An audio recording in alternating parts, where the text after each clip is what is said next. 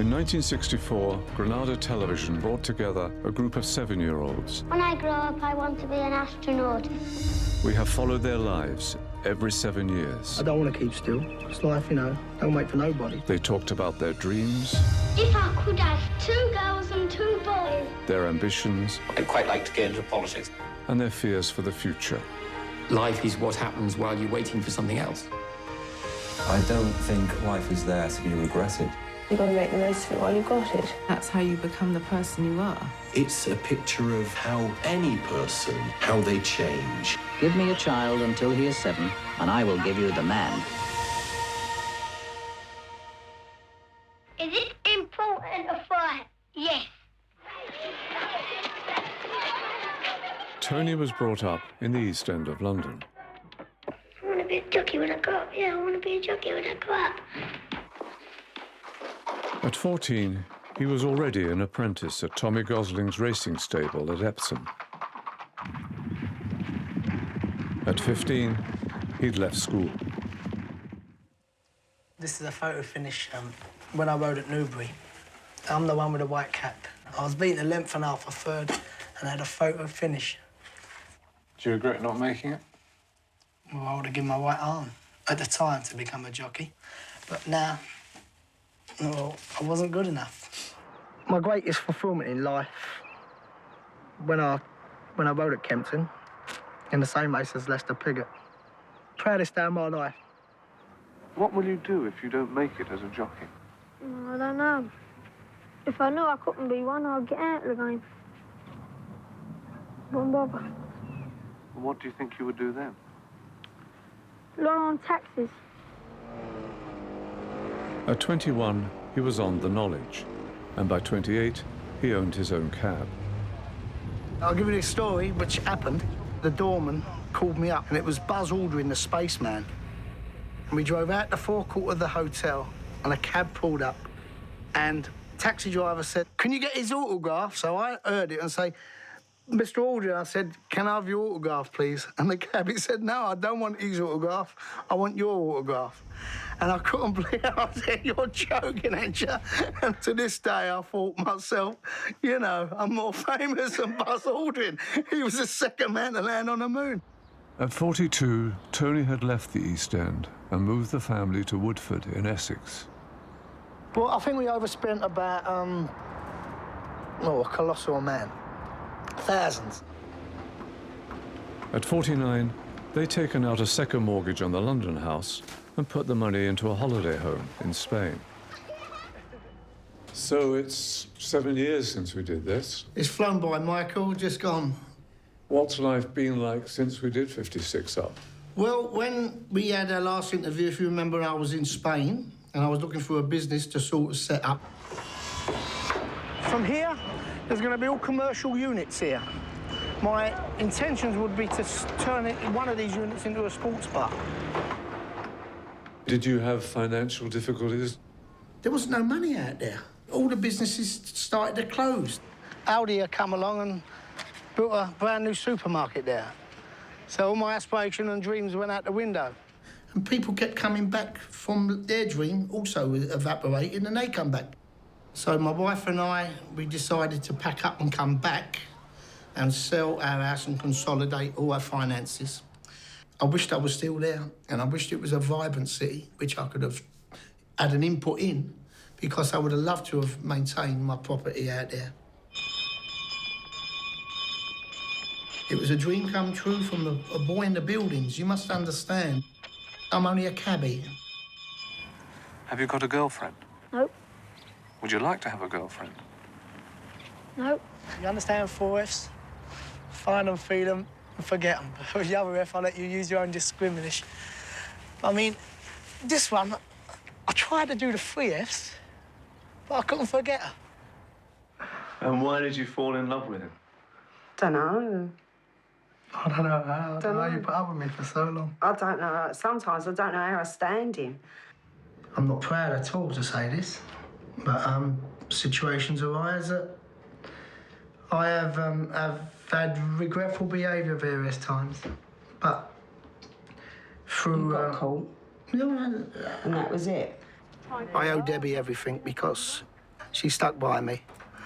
And then, at the end of it, I still love her so. And that's the reason why. So is this a tough time for cabbies at the moment?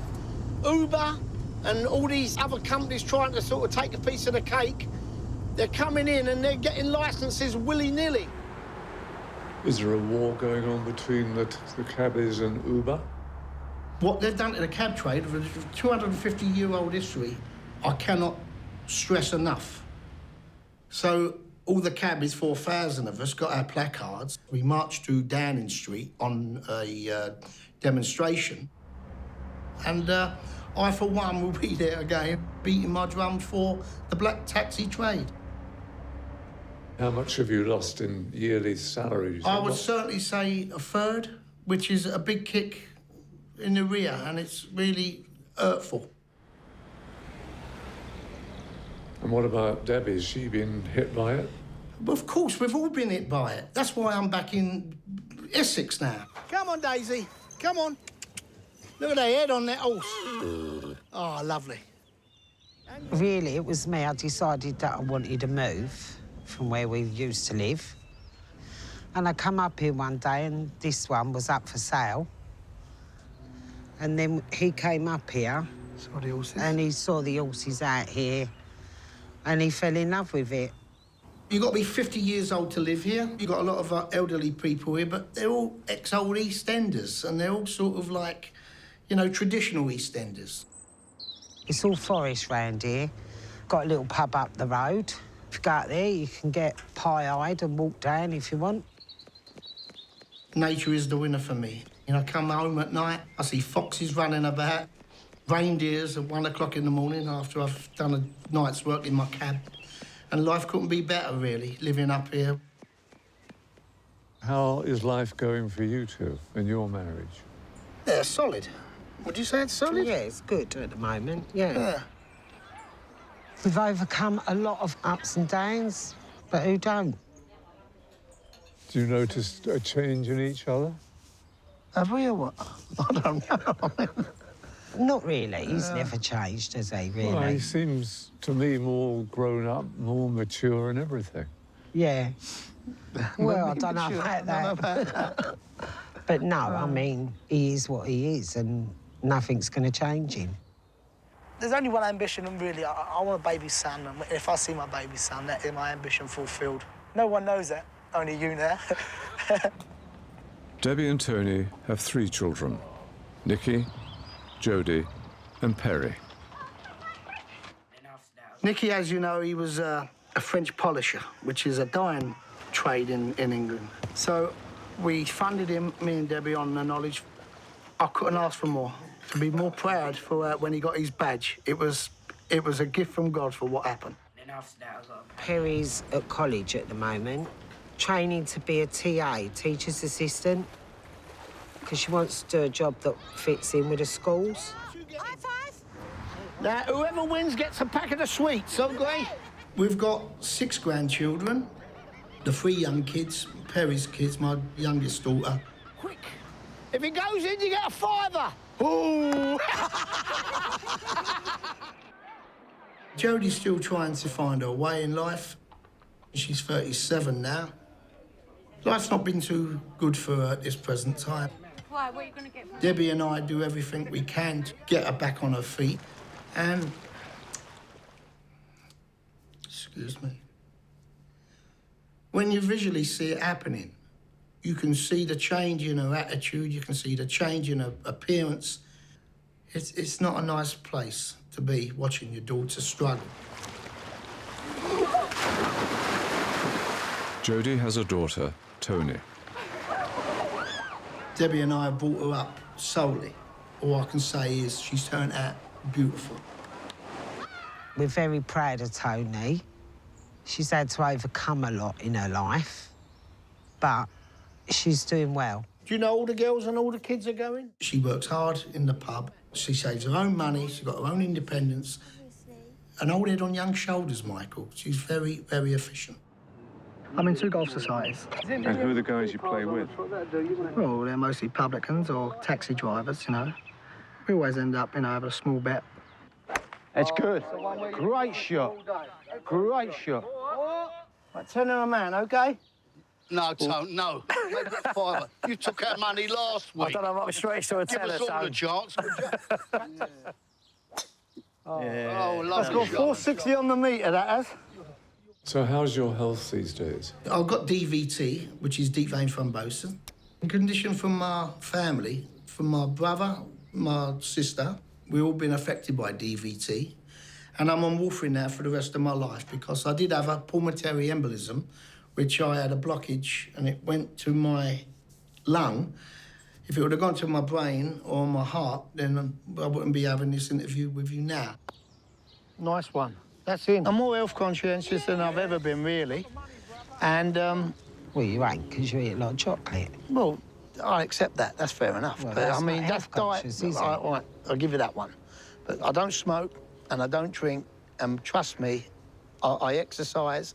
And most of all, I don't do any... what do they call it? Yeah, all right. But that's machinery under there, too. That's a That's not mine. No, exactly.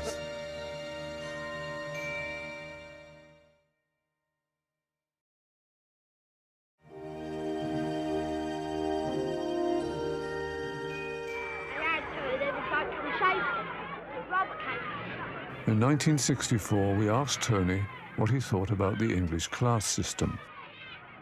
The Prussians. Oh, yes, oh, yes, oh, yes. They're nuts. Just have to touch them. Have you all got to work for it? And it's them who can just ask for money and get it. And they can buy what they want. 55 to 20, Boris. 20, Boris. I'm one of the tail enders. You think, oh, the East End boy, and he ain't got no good education. But all of a sudden, the East End boy's got a car, motorbike, and he goes to Spain every year. There's no education in this world. It's just one big rat race, and you've got to kill your man next year to get in front of him. But at the end of the day, it's always them and us. And for me, it's still them and us. Obviously, if you come from with a silver spoon, you're going to get more attractive jobs and easier life and an easier success. But that don't mean they don't have to work for it. I feel that the economy will bust within 5 years because people like myself have been giving and giving all the time. We're paying. Now, someone's getting it at our expense. What's your thinking about Brexit? Brexit? Well, I was a leaver. I wanted to pass in my cab at the House of Commons and look up and think to myself, that's where we make the decisions, like Great Britain. And I thought myself, this is what I wanted. But then again, they've moved the goalposts. And even now, nearly 2 years down the line, I'm even getting second thoughts that we should have remained. I would never vote Tory again, and I've been a Tory vote for all my life. And probably I might even vote for the Greens. Do you have much to do with villains? I won't say I'm a villain myself. I don't go thieving or I don't do anybody any harm, fighting-wise. Does it worry you, the possibility of becoming one of them? How can I become a villain? If it's not in there, if it's not born in you, you won't become one.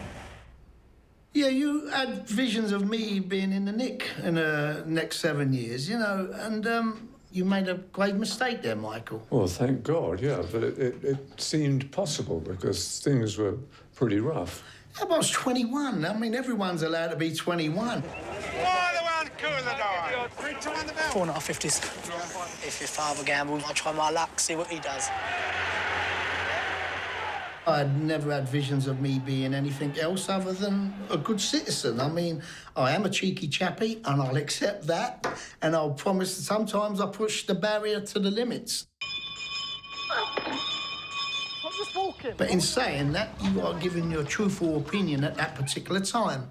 And I've always worn my heart on the sleeve, and I like to think so, give you a credible, truthful, honest opinion what's going on in my life. I mean, that's the way I am. Tell me, son, what do you want to be a cab driver for, mate? All the holidays in Spain every year, but son, it's hard work out here. Come on, you're not reaching me yet. Not getting to No, me. you're not getting to me, all right? Now, be bigger. Dominate me, all right? Son. At 28, Tony was taking acting lessons. Now he supplements his income with occasional TV jobs. Oi! That's all I got on me. Mate, if I had a pound for every time I've heard that, I'd be a rich man. It's exciting times for me because I've got a part in a film and it's showing a premiere tonight. I've been struggling as a film extra in 1976 when I first started on the Sweeney. Last year was A Child in Time with Benedict Cumberbatch. Debbie's over there at the bar. She's a bit nervous about it. I mean, hopefully that I've come out with some credibility on the part, and most of all, I wanted to say to her, if she sees her husband up there rather than the character, then I know I haven't done my job. You fucking tell that Chinaman he'd be in there eating egg fried rice in a minute. What's the matter with you? It's called 90 Minutes, but the best thing about it was the cast and crew all become one big family, and it was a joy to go and work on Hackney Marshes, incidentally where I used to play football and referee, and it was like going home. Would everybody please sit round now? It's on with their work. I don't want to see any backs to me. Tony, do you hear as well? One of the things at the beginning of the programme is show me the child and I will show you the man. You look at me at 7 and you look at me even now at 63. There's no possible way that you can't say that's not him now and that's not him then. You got it right with me.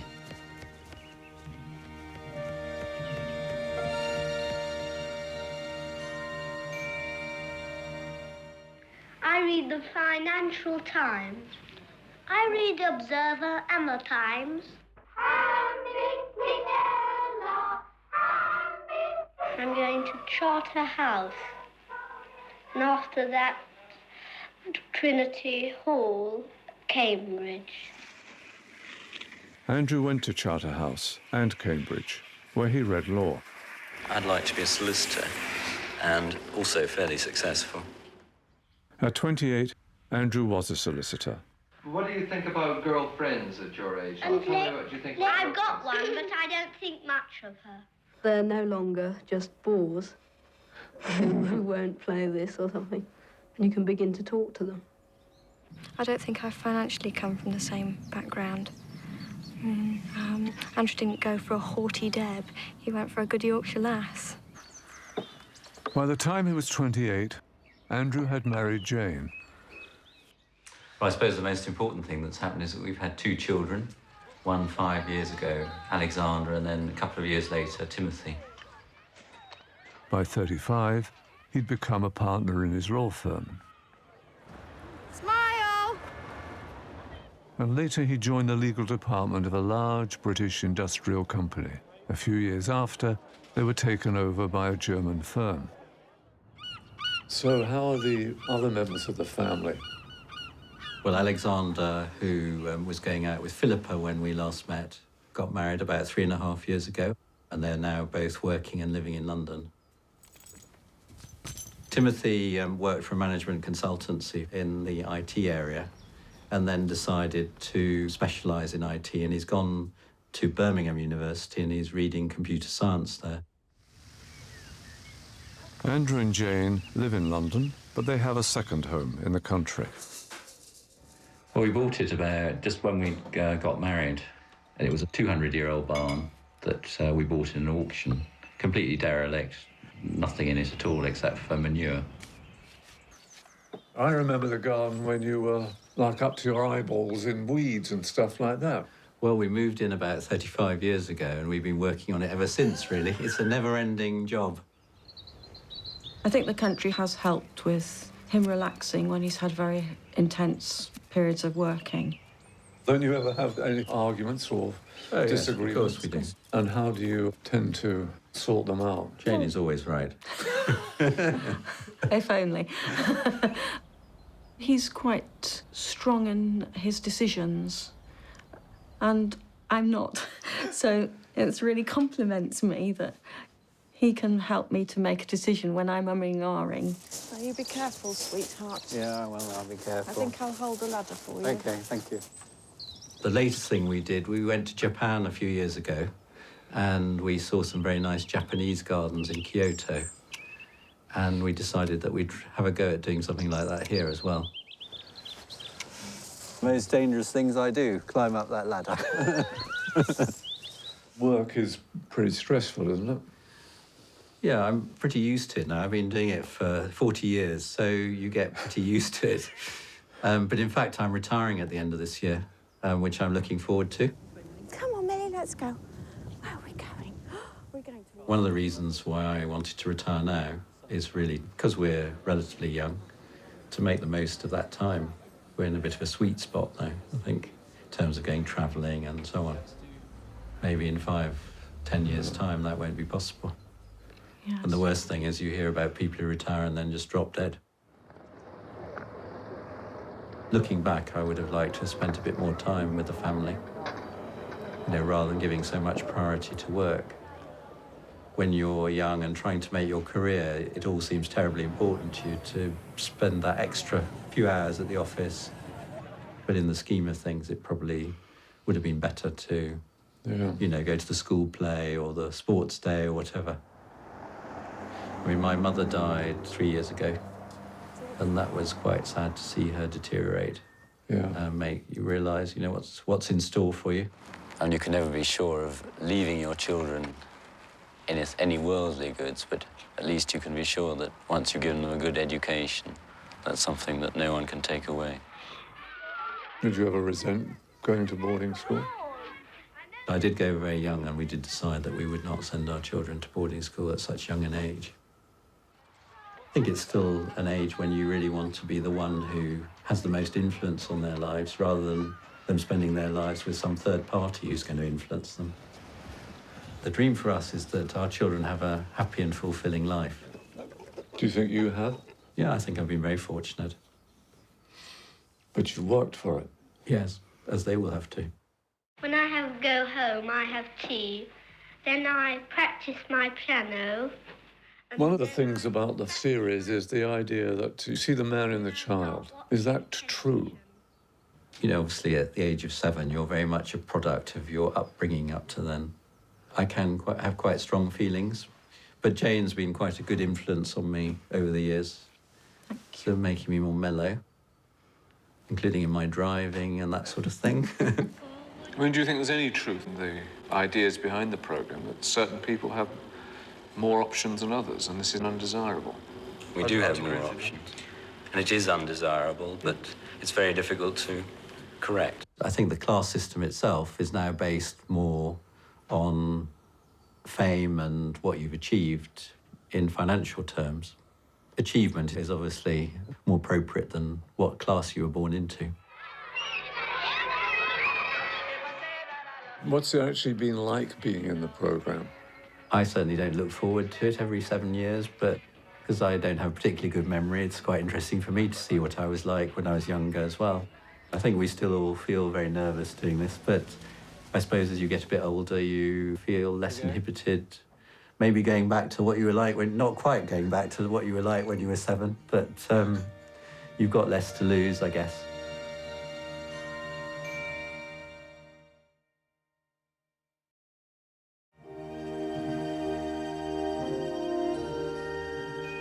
If we did all love Jeffrey and we all want to marry him, I think I know the one that he likes best, and that's her. She keeps changing her mind, though. Yeah, I don't know which one, really. Sue grew up in the East End of London. I don't think I'd get married too early.